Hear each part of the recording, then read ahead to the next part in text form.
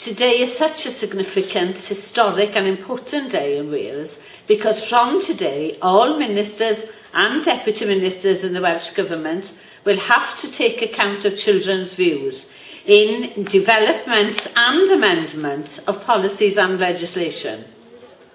Well, there are several ways that they will be able to challenge ministers. They can use the complaints procedure, and we are developing much clearer guidance for them on that.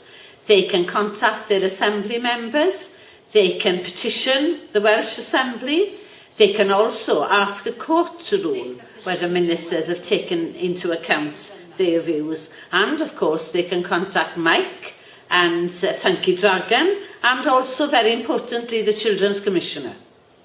But I think it's important because I believe ministers and deputy ministers and the Welsh Government believes that children should be heard when we develop policies and when we take decisions on things that affect them in their lives. And the Welsh Assembly Government is firmly putting children's rights at the top of its agenda.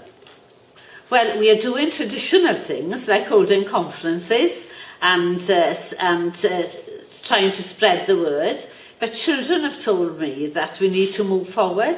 We need to consider phone apps, YouTube and websites, and we are determined to do all of that and to listen to what children tell us about the best way of raising awareness.